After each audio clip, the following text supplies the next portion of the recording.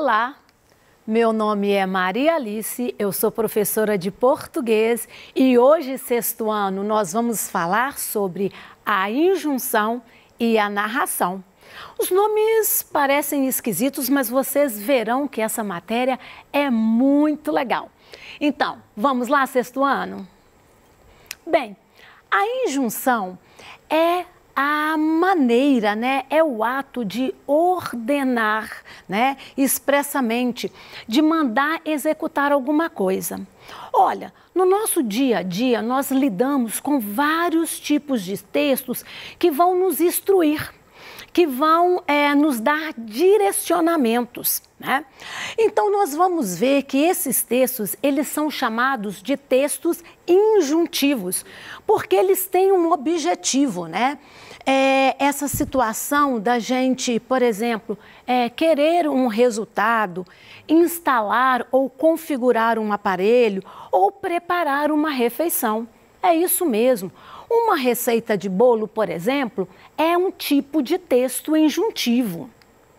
Bem, como nós estamos falando, o texto injuntivo, ele vai ter um determinado tipo de leitor, ou seja, aquelas pessoas que estão buscando essas informações a respeito desse procedimento. E aí nós vamos ver, que esses textos injuntivos, eles vão ter verbos no imperativo, que são aqueles verbos que vão ordenar, aconselhar determinadas ações, determinados procedimentos. Olha, a receita de bolo. Nós vamos observar que na receita de bolo nós temos, primeiro, os ingredientes, o que a gente vai usar ali para poder preparar, aquele alimento. Nós temos um modo de preparo. É justamente no modo de preparo que nós vamos encontrar os verbos no imperativo. Olha, bata no liquidificador, acrescente a maisena, leve ao forno. Esses verbos estão no imperativo, nos dando essa sequência, essa ordem, esse procedimento, a maneira que nós devemos proceder. Bem, além da receita de bolo, nós temos também os manuais, o manual de videocassete, de jogos. Esse aqui é um manual para se montar um armário. Então, tem as partes do produto, aqui vem as orientações de como você deve encaixar cada parte, também vem as ferragens, e aí você vai seguindo esse procedimento. Bom, olha só, nós vamos observar que dentro dos textos injuntivos, nós vamos encontrar uma subdivisão, que são os textos prescritivos. E aí vocês vão perguntar, mas qual que é a diferença? Olha, o texto prescritivo, o grau de obrigatoriedade é maior, tá? Então ali não há como fugir daquela obrigação. Então, nós vamos perceber que precisamos seguir as ordens da maneira que elas estão ali no texto. E aí, vocês vão perguntar assim, que tipo de texto prescritivo é esse? Vamos ver? Olha só, um contrato de compra e venda. Então, nós vamos observar que esse tipo de texto, ele é bem fixo. Então, tem ali a descrição do comprador e do vendedor, aí tem o que é a obrigação de cada um, o que cada um deve fazer, quais as responsabilidades ou as obrigações de cada um. Então, está tudo aqui. E as pessoas envolvidas, o vendedor, o cobrador, eles não podem fugir dessas obrigações. Nós vamos observar também que nós lidamos no nosso dia a dia com os textos jurídicos, sim, principalmente agora na pandemia, nós ouvimos sempre assim, tem um decreto de lei, tem uma nova situação, foi publicado no Diário Oficial. Sim, então nós vamos observar que os textos jurídicos, né, eles são aí essas normas legais, vão direcionar ali as obrigações, os afazeres, né, da população em geral.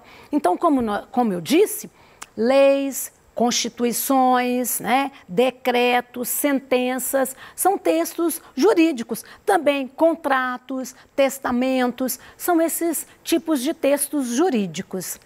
Bem, olha só, foi fácil, né, a injunção, né, textos injuntivos.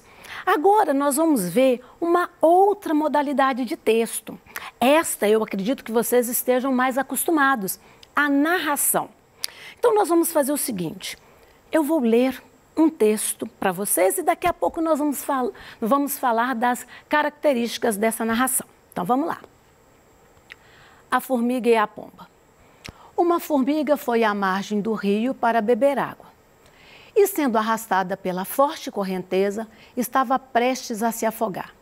Uma pomba que estava numa árvore sobre a água arrancou uma folha e a deixou cair na correnteza perto dela. A formiga subiu na folha e flutuou em segurança até a margem.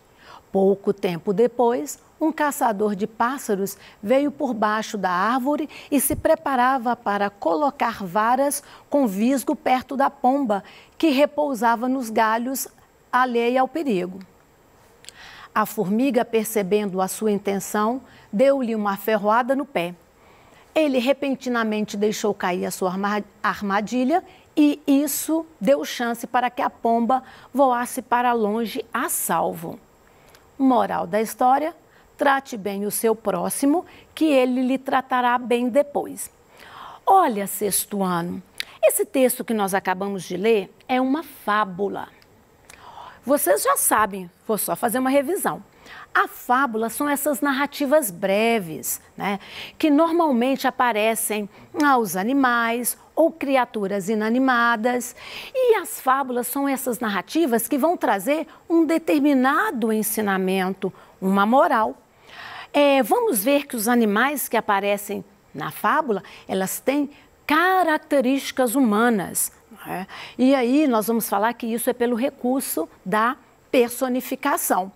A fábula tem esse objetivo, abordar, chamar atenção, nos levar a refletir sobre as virtudes e os defeitos humanos. Agora vamos ver o que a fábula tem a ver com a narração. Vamos lá?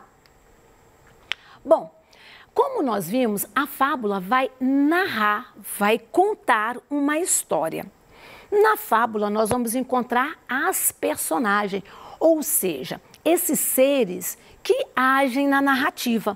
No caso da fábula que nós acabamos de ler, nós temos a pomba, a formiga, o caçador, tá vendo? São as personagens, né?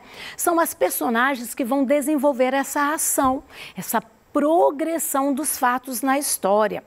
Às vezes, gente, nós vamos observar que numa narrativa, nós temos uma personagem que se opõe ao protagonista. Protagonista é a personagem principal. E aí, essa personagem que se opõe ao protagonista, a personagem principal, é chamado de antagonista. Ali no caso da nossa historinha, o caçador, ele vai surgir como um antagonista. Ele está ali opondo a pomba. E às vezes, gente, nós temos histórias que às vezes não tem o protagonista, não tem o antagonista. Então, às vezes é a própria situação narrativa que vai surgir como opositora, tá? Bem, então personagens. Além disso, nós vamos observar que existe o tempo e o espaço na narrativa. Na fábula que nós acabamos de ver, nós vamos ver que o espaço era ali, na beirada do lago, a formiga, ela cai, aí vem a pomba, joga folhinha, salva a formiga. Então, nós temos esse espaço. Nós observamos que nessa fábula, o espaço, ele é pouco trabalhado.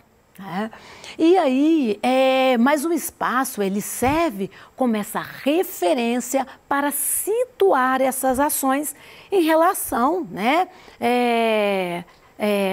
às outras.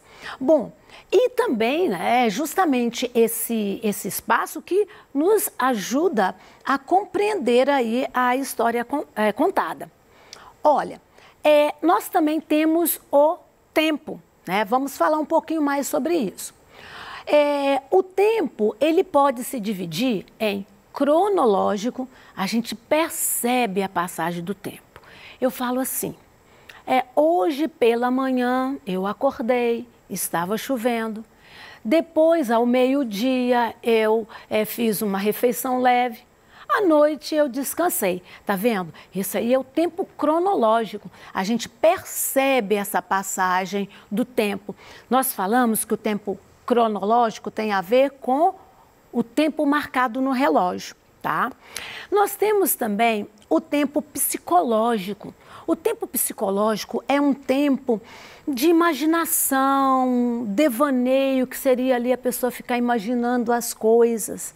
Olha, quando você encontrar um texto assim, Samantha sentou na cadeira e ficou pensando como ela era feliz quando era criança, que ela brincava. Olha, a gente não sabe quanto tempo a personagem ficou ali sentada, pensando, refletindo.